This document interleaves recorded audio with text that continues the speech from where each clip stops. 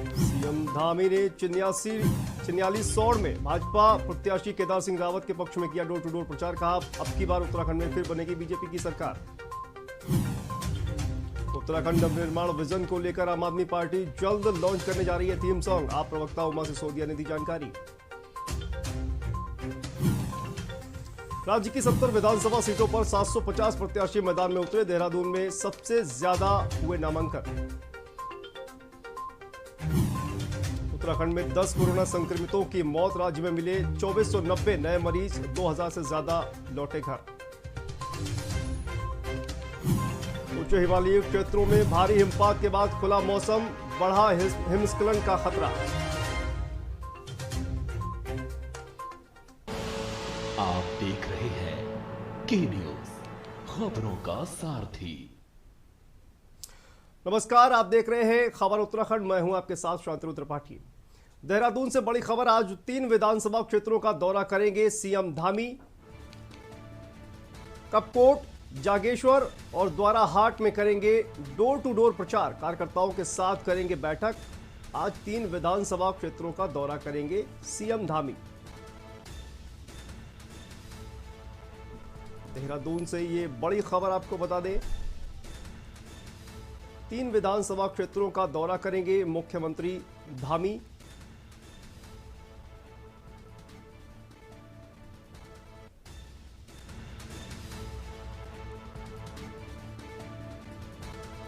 कपकोट, जागेश्वर, द्वाराहाट में करेंगे door to door प्रचार।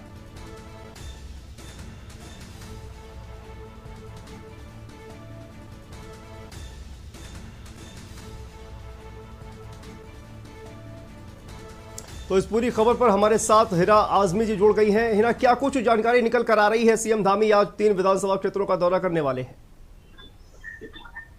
जी हाँ, बिल्कुल। जिस तरीके से अब चुनाव का काफी कम वक्त बचा है, मतदान 14 फरवरी को होने हैं, तो ऐसे में लगातार भारतीय जनता पार्टी जो है जनसंपर्क कर रही है लोगों से जाकर। तो आज इसी कड़ी में मुख्यमंत्री पुष्कर सिंह धामी जो है बागेश्वर के कपकोट जाएंगे, द्वारहाट जाएंगे और अल्मोड़ा के जागेश्वर में डोर टू डोर जनसंपर्क करने वाले हैं। वो करीब 9:15 बजे आज सुबह ही जो है बागेश्वर के लिए रवाना हो चुके हैं, जहां पर वह कपकोट जाएंगे सबसे पहले और कपकोट में इंडोर बैठकों को आयोजित करेंगे और इसी के साथ ही डोर टू डोर जो है जनसंपर्क करने वाले हैं। वहीं इसके बाद जो है मुख्यमंत्री पुष्कर सिंह धामी जो है अल्मोड़ा जाएंगे और अल्मोड़ा के जागेश्वर जाएंगे। वहां भी इसी तरह से इंडोर बैठकों में शामिल होंगे और इसी के साथ ही जो है डोर टू डोर जनसंपर्क करेंगे। और इसके बाद जो है वो द्वारहाट जाएंगे। वहां पर भी इसी तरह से जनसंपर्क करेंगे, डोर टू डोर जाकर लोगों से मिलेंगे और इंडोर बैठकों में शामिल होंगे और शाम को जो है देहरादून के लिए फिर से रवाना हो जाएंगे। तो इसी तरह पूरा दिन जो है मुख्यमंत्री पुष्कर सिंह धामी का शेड्यूल बहुत ज्यादा व्यस्त रहने वाला है। लोगों से मिलने वाले हैं। अगर कल की बात करें तो कल देहरादून के पलटन बाजार में कल रात को देर शाम जो है मुख्यमंत्री पुष्कर सिंह धामी व्यापारियों से मुलाकात करते नजर आए और खजानदार जो कि मौजूदा विधायक हैं राजपुर विधानसभा के, उनके लिए जो है उनकी पैरवी करते हुए लोगों से अपील करते नजर आए कि इस बार भी जो है भारतीय जनता पार्टी को मौका दे। और इसी तरह से लगातार जो है तमाम नेता भारतीय जनता पार्टी के लोगों से मिलने की कोशिश कर रहे हैं और अपना 60 पार का जो लक्ष्य उन्होंने रखा है उसे हासिल करने की कोशिश कर रहे हैं। तो बहुत बहुत धन्यवाद हिना इस तमाम जानकारी के लिए। तो 60 का लक्ष्य पार करने के लिए लगातार कैंपेनिंग और आज 3 विधानसभा क्षेत्रों का दौरा करने वाले हैं सीएम धामी।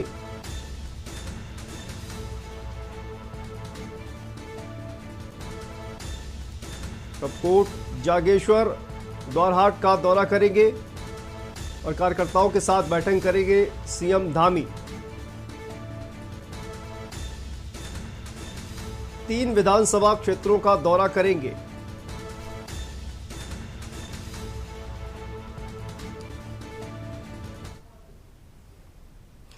देहरादून से बड़ी खबर। स्टिंग मामले में कांग्रेस से हरदा का पलटवार। गृह मंत्री अमित शाह के बयान पर बोले हरीश रावत, अगर भाजपा में दम है तो स्टिंग प्रकरण जांच कर कार्रवाई करे, दोषी होने पर मैं राजनीति छोड़ दूंगा। तो स्टिंग मामले में पलटवार। गृह मंत्री अमित शाह के बयान पर बोले हरीश रावत। अगर भाजपा में दम है तो स्टिंग प्रकरण जांच कर कार्रवाई करें। दोषी होने पर मैं राजनीति छोड़ दूंगा, हरीश रावत का यह कहना है। स्टिंग मामले में कांग्रेस से हरदा का पलटवार। गृहमंत्री अमित शाह के बयान पर बोले हरीश रावत, अगर भाजपा में दम है तो स्टिंग प्रकरण की जांच कर कार्रवाई करे। दोषी होने पर मैं छोड़ दूंगा राजनीति।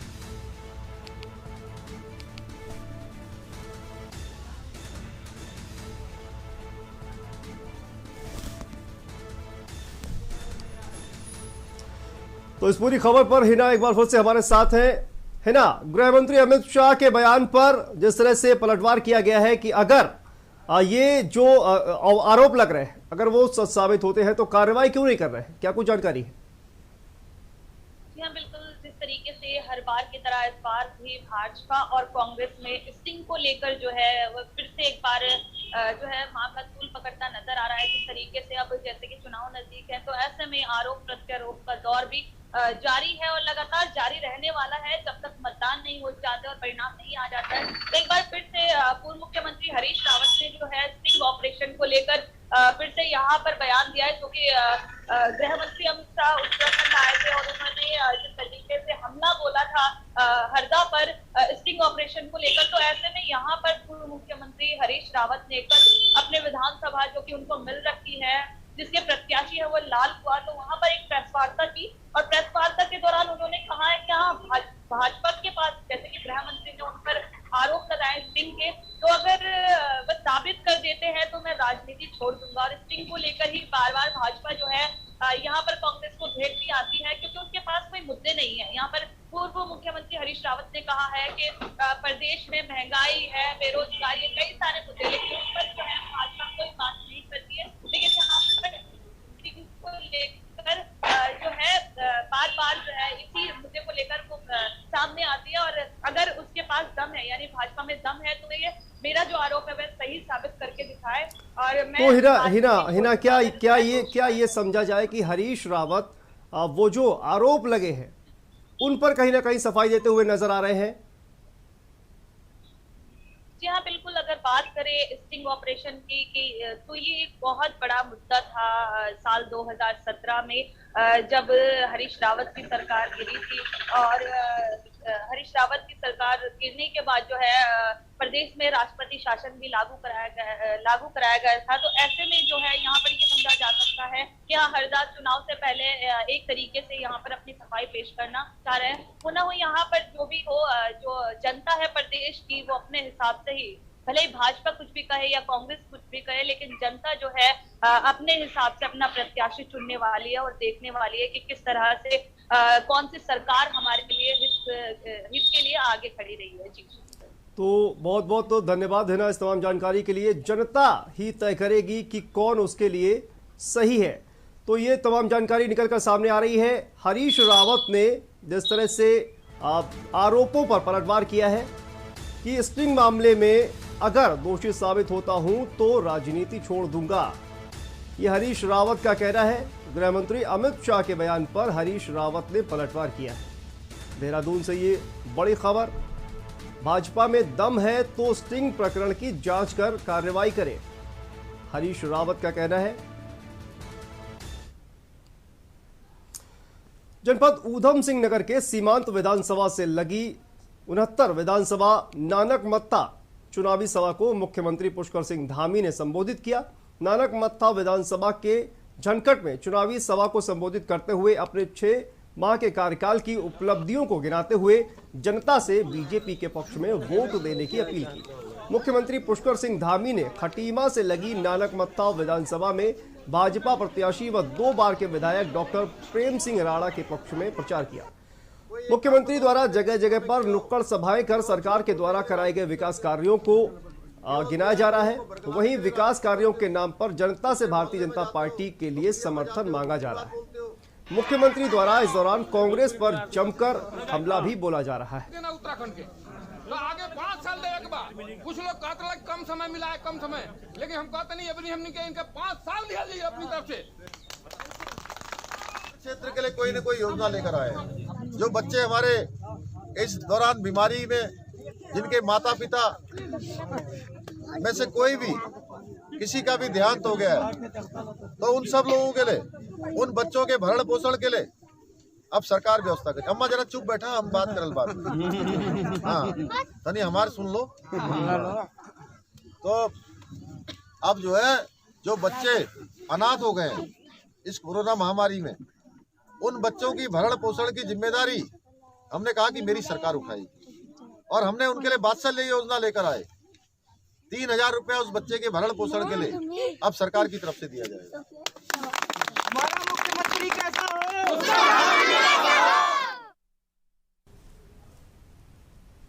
खबर देहरादून से है। भाजपा के प्रदेश अध्यक्ष ने आज विधानसभा चुनाव की तैयारियों को प्रेस कॉन्फ्रेंस को लेकर प्रेस कॉन्फ्रेंस की। इस दौरान उन्होंने कहा कि प्रदेश भर की सभी 70 सीटों पर बीजेपी प्रत्याशियों ने नामांकन कर लिया है। उन्होंने दावा किया है कि भाजपा संगठन से जिन नेताओं ने निर्दलीय नामांकन किया है वह 2 दिनों के भीतर भाजपा के साथ ही होंगे। मदन कौशिक ने कांग्रेस पर जुबानी हमला बोलते हुए आरोप लगाया कि रामपुर तिराहा कांड में कांग्रेस शामिल रही है। उन्होंने कहा कि उत्तराखंड में कांग्रेस ने 10 साल तक शासन किया, लेकिन गमले और घोटालों के सिवाय और कुछ नहीं किया। वहीं उन्होंने कहा कि डबल इंजन की सरकार में उत्तराखंड का विकास हुआ है।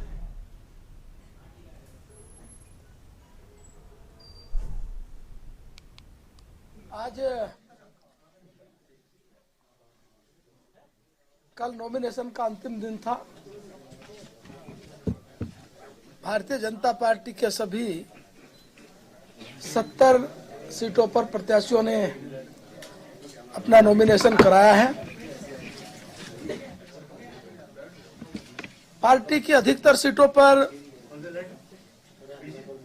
हम लोगों ने,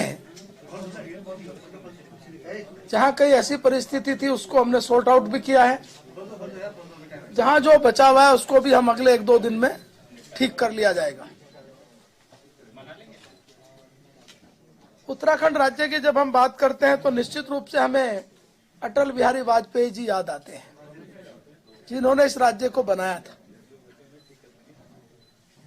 और मोदी जी जिन्होंने इस राज्य को संवारने का काम लगातार निरंतरता में कर रहे हैं। और हमने कहा है मोदी जी ने बनाया था और मोदी जी संवार रहे हैं।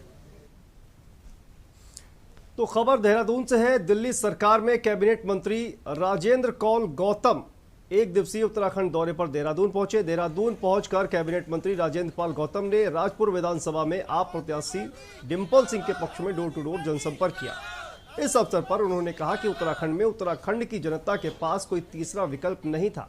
इसी के चलते एक के बाद एक भाजपा और कांग्रेस दोनों ही पार्टियों ने जनता के साथ छल किया है, लेकिन अब उत्तराखंड में जनता के पास विकल्प के रूप में आम आदमी पार्टी है, जो आम आदमी की ही बात करने वाली और युवाओं महिलाओं को साथ लेकर चलने वाली पार्टी है।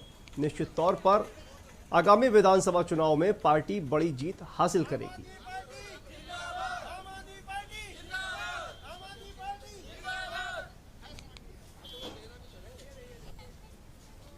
तौर पर आम आदमी पार्टी उत्तराखंड में बहुत बेहतर करने वाली है, और उसका एक कारण भी है कि उत्तराखंड में पहले लोगों के पास विकल्प न था।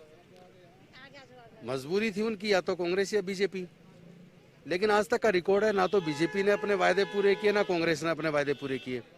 इस बार उत्तराखंड के लोगों के पास विकल्प के तौर पर आम आदमी पार्टी है, और आम आदमी पार्टी का अपना एक इतिहास है कि उसने जो वायदे जनता के साथ किए हैं दिल्ली के अंदर, वो वायदे उन्होंने पूरे किए हैं। तो मैं समझता हूं कि उत्तराखंड के लोगों के लिए एक नवनिर्माण का जो काम करने का संकल्प हमने लिया है वो निश्चित तौर पे हम कर। छत्तीसगढ़ के कैबिनेट मंत्री और कांग्रेस के अल्मोड़ा लोकसभा प्रभारी जयसिंह अग्रवाल बेरीनाग में कांग्रेस कार्यालय में पहुंचे। गंगोली हाट विधानसभा में कांग्रेस के विधायक प्रत्याशी खजान चंद गुड्डू के नेतृत्व में कांग्रेसी कार्यकर्ताओं ने फूल मालाओं के साथ जोरदार स्वागत किया। छत्तीसगढ़ के कैबिनेट मंत्री जयसिंह अग्रवाल ने सभी कार्यकर्ताओं से एकजुट होकर कांग्रेस के प्रत्याशी को जिताने के लिए कार्य करने की अपील की और कहा कि भाजपा की डबल इंजन की सरकार ने जनता को परेशान कर दिया है। अल्मोड़ा लोकसभा के 14 सीटों पर कांग्रेस जीत रही है। बेरीनाग और चौकोड़ी वासियों को सरकार बनने के बाद शीघ्र भूमि का मालिकाना हक दिया जाएगा। इस मौके पर उन्होंने चुनाव जीतने के बाद इसका चुनाव जीतने के बाद होगा। मुख्यमंत्री का चयन करने की बात कही है और सरकार बनने के बाद हर कार्यकर्ता को सम्मान दिया जाएगा। मैं अभी तक जितनी विधानसभा में गया हूं, अल्मोड़ा लोकसभा के 14 विधानसभा का इंचार्ज हूं, तो मैंने जो महसूस किया है कि उत्तराखंड प्रदेश बहुत ही सुंदर प्रदेश है, लेकिन इसको ढंग से संवारा नहीं गया और भारतीय जनता पार्टी की सरकार में बार बार मुख्यमंत्री इसलिए बदले गए क्योंकि वो काम नहीं किए।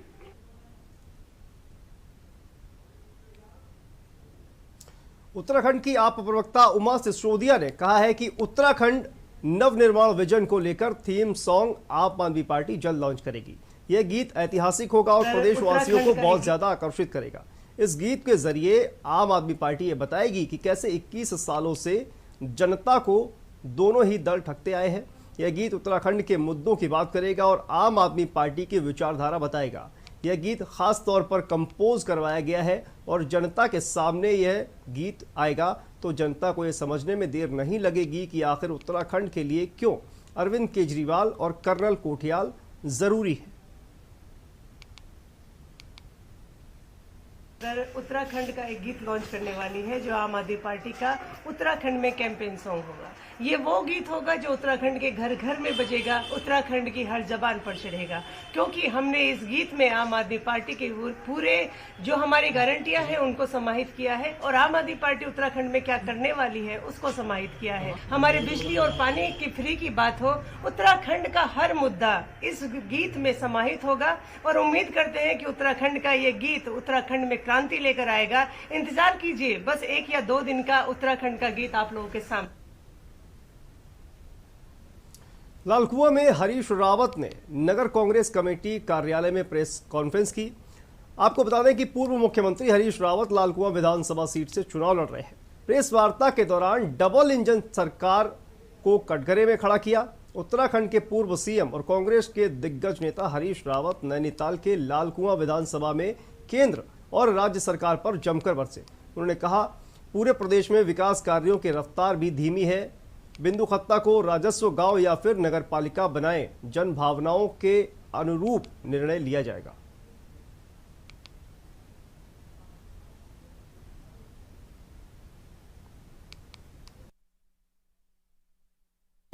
प्रश्न है बिंदु खत्ता के लोगों को मालिकाना हक दिलाने का, तो मेरे लिए एक बड़ी चुनौती है कि मैं जिस बिंदु खत्ता के लोगों के साथ खड़ा हुआ 1980 में, 2022 में फिर से उनके साथ खड़े होकर के उनकी समस्या का समाधान निकालूं। तो खबर उत्तराखंड में फिलहाल वक्त है एक छोटे से ब्रेक का। खबरों का सिलसिला लगातार जारी है, जल्द वापस लौट। आप देख रहे हैं के न्यूज, खबरों का सारथी। पर ये दिल है कि चख रहा है उन्हीं अल्फाज़ों का दूर कितना भी जाओ, इस जुबान से दूर ना जा पाओगे। विमल, बोलो जुबान केसरी। आप देख रहे हैं के न्यूज, खबरों का सारथी। बढ़ते हैं अगली खबर की तरफ। खबर हरिद्वार से है। हरिद्वार की खानपुर विधानसभा सीट पर भाजपा ने इस बार यहां से 4 बार के विधायक कुंवर प्रणव चैंपियन की पत्नी रानी देवयानी सिंह को प्रत्याशी बनाया है। रानी देवयानी सिंह अपने चुनाव प्रचार में जी जान से डटी हुई हैं। रानी का कहना है कि उनके परिवार ने क्षेत्र में 20 साल तक विकास कार्य कराकर जनता का मन जीता हुआ है। उन्हें सभी बिरादरियों का समर्थन मिल रहा है।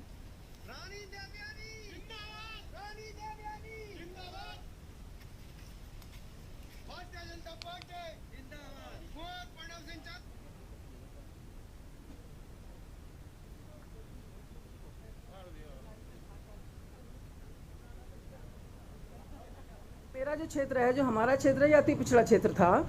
इसको काफ़ी डेवलपमेंट हमने यहाँ कराया भी है और पिछले 20 साल में आप देखेंगे भी, आपने देखा भी होगा, आप तो यहाँ मेरे से ज़्यादा भी जानते होंगे कि क्या क्या काम हम लोगों ने किए हैं। चाहे वो राजकीय कन्या डिग्री कॉलेज हो, बिल्कुल इंटीरियर में दल्ला वाला जो गांव है वो बहुत ही इंटीरियर का गांव है, और वहाँ पर सपना मतलब सोच भी नहीं सकता आदमी कि वहाँ पर कॉलेज होगा। और वहाँ मैं रोडवेज का बस सर्विस मैंने स्टार्ट कराया है जिससे वहाँ बच्चे जा सकें। अगली खबर उत्तराखंड के डीडीहाट से है। डीडीहाट विधानसभा से भाजपा प्रत्याशी कैबिनेट मंत्री बिशन सिंह चुफाल के समर्थकों द्वारा प्रचार तेज कर दिया गया है। नगर पालिका अध्यक्ष डीडीहाट कमला चुफाल के नेतृत्व में भाजपा कार्यकर्ताओं ने नगर सहित ग्रामीण क्षेत्रों में जाकर प्रचार किया और भाजपा प्रत्याशी कैबिनेट मंत्री बिशन सिंह चुफाल को जिताने की अपील की। साथ ही केंद्र की मोदी सरकार और प्रदेश के सीएम पुष्कर सिंह धामी के द्वारा चलाई जा रही विभिन्न कल्याणकारी योजनाओं की जानकारी दी। कमला चुफाल चेयरमैन तो हम लोग अभी गांव-गांव, घर-घर, सिर्फ नगर में ही नहीं, हम लोग अभी गांव-गांव में जा रहे प्रचार प्रसार के लिए। तो जो लोगों का जो है पक्ष, भारतीय जनता पार्टी ने जो जन कल्याणकारी नीतियां अपनाई हैं अभी और जितना अच्छा कार्य किया है उससे सारे ग्रामवासी, नगरवासी संतुष्ट है और सभी को उसका लाभ मिल रहा है। चाहे वो वैक्सीनेशन हो, चाहे वो राशन हो, चाहे श्रम कार्ड बन रहे हो, चाहे सैनिक सम्मान निधि हो। हमारी सरकार ने इतने बेहतरीन कार्य किए कि निसंदेह उनकी जीत निश्चित है। और हमारे जो प्रत्याशी बिशन सिंह चुफाल जी, वो तो ऐसे जनसेवक है जिन्होंने बहुत अच्छा काम किया अपनी विधानसभा में, तो सबका समर्थन उनके साथ है। नैनीताल विधानसभा में किन्हीं कारणवश मतदान स्थल पर मतदाताओं के न पहुंच पाने पर पोस्टल बैलेट टीम उन्हें चिन्हित कर रही है और घर घर जाकर उन्हें वोटिंग की सुविधा उपलब्ध कराएगी। इसके लिए चुनाव आयोग ने 3 श्रेणियां बनाई हैं, जिनमें 80 वर्ष से ऊपर की आयु वाले मतदाता और कोरोना पॉजिटिव लोगों को शामिल किया गया है।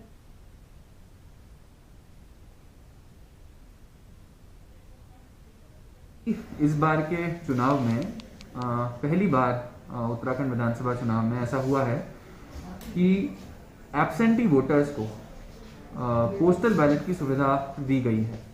एब्सेंटी वोटर्स की कैटेगरी में इस बार चुनाव आयोग ने एक तो दिव्यांग मतदाताओं को रखा है, एक 80+ सीनियर सिटीजन्स को रखा है जिनकी आयु 80 वर्ष से अधिक हो, एक वे सभी व्यक्ति जिन्हें कोविड हो रखा हो, इस वजह से अगर वो मतदान केंद्र पे ना आ पाए, उनको ये सुविधा दी गई थी। पोस्टल बैलेट की सुविधा के लिए हमारे द्वारा उनको 12D फॉर्म दिया गया और हमारे पास अभी तक 36 दिव्यांग मतदाताओं के और 153 80+ मतदाताओं के 12D फॉर्म आ चुके हैं। लैंसडाउन सीट से कांग्रेस प्रत्याशी अनुकृति गुसाई रावत ने अपना नामांकन किया। इस दौरान कांग्रेस के कई बड़े चेहरे उनके साथ मौजूद रहे। कांग्रेस नामांकन करने के बाद पूर्व काबीना मंत्री हरक सिंह रावत का आशीर्वाद लेने अनुकृति गुसाई पौड़ी गेस्ट हाउस पहुंची। यहां उन्होंने कार्यकर्ताओं के साथ मीटिंग भी की, साथ ही चुनाव प्रचार को लेकर रणनीति भी बनाई। वहीं बीजेपी से कांग्रेस में शामिल हुए हरक सिंह रावत लैंसडाउन विधानसभा सीट से सक्रिय हो गए हैं। हरक सिंह यहां अपनी पुत्रवधू अनुकृति गुसाई के लिए प्रचार करेंगे। हरक सिंह रावत ने बताया कि प्रदेश से इस बार डबल इंजन की सरकार की छुट्टी होने वाली है।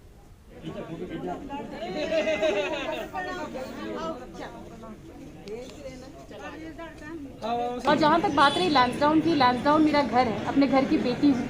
और ज़रूर देखिए, मैं ये बात आपसे कह रही हूँ कि अगर आप देखेंगे तो अब सारे जितने लोग थे, आज कुछ प्रत्याशी जिन्होंने अपना नाम दिया था, आज मेरे साथ मेरे नामांकन में भी आए हैं, तो बहुत सारा प्यार। देखिए क्या होता है, नाराज़गी रहती है, लेकिन अपनी बेटी के लिए जब घर की बेटी की बात होती है तो सब लोग एक साथ आके खड़े होते हैं। पूरा लैंसडाउन का साथ मेरे साथ है, कांग्रेस पार्टी का आज जो समर्थन है वो मेरे साथ है। और जो जन सैलाब है, आप लैंसडाउन के अंदर आपने देखा भी होगा कि किस तरीके से आज लोगों के अंदर ऊर्जा है। क्योंकि अनुकृति पिछले 3 सालों से, वैसे तो उसका परिवार मायके से भी लैंसडाउन और उस क्षेत्र में बहुत सामाजिक परिवार रहा है, लेकिन जब से 3 साल से हमारे परिवार की बहू के रूप में आई है, लगातार जयरिखाल, रेखणिखाल, नैनडांडा उस क्षेत्र में लगातार काम करती रही है एक सामाजिक संस्था के माध्यम से। विशेष करके जब कोविड का समय था, कोई भूखा न रहे, वो इस तरह का काम करती रही है। अगली खबर पौड़ी से है। विधानसभा चुनाव के लिए नियुक्त सामान्य प्रेक्षक ने जिला कलेक्ट्रेट सभागार में निर्वाचन की तैयारियों और जरूरी बिंदुओं को लेकर समीक्षा बैठक की है। बैठक में विभिन्न प्रेक्षक द्वारा विधानसभा चुनाव में तैनात किए गए कार्मिकों और के प्रशिक्षण, सुरक्षाकर्मी, विभिन्न दायित्व संभाल रहे अधिकारियों के बीच उचित समन्वय, जनपद में क्रिटिकल बूथ और उसके अनुरूप व्यवस्थाओं के संबंध में जानकारी ली। प्रेक्षक द्वारा बताया गया कि मतदान में लोगों की अधिकाधिक भागीदारी के लिए मतदान जागरूकता अभियान चलाया जाए और मतदान स्थलों पर रैंप, पेयजल, शौचालय, विद्युत शेड आदि की अनिवार्य रूप से व्यवस्था की जाए। डेमोक्रेसी से हमारा कितना गवर्नेंस में पेनिट्रेट किया है, तो मुझे जो यहाँ की प्रिपरेशन में जो डिस्कशन हुआ, जो प्रेजेंटेशन हुआ, लगा कि पूरा तैयारी हो चुकी है और हर ऑफिसर को अपना अपना ड्यूटी समझ में आया है, इंक्लूडिंग ट्रेनिंग, इंक्लूडिंग कैसे ईवीएम को कराना पड़ेगा, कब आएगा, कब जाएगा, कंप्लीट शेड्यूल उनको शेयर किया गया। उसके बाद मैं कुछ उनको I had given them some points कि इस बार जो इलेक्शन है इसका क्या स्पेशल है कि एक कोविड के टाइम हम लोग इलेक्शन कर रहे हैं, तो कोविड प्रोटोकॉल को फॉलो करना एकदम इम्पोर्टेंट है। तो खबर उत्तराखंड में फिलहाल इतना ही। के न्यूज़ पर खबरों का सिलसिला लगातार जारी है।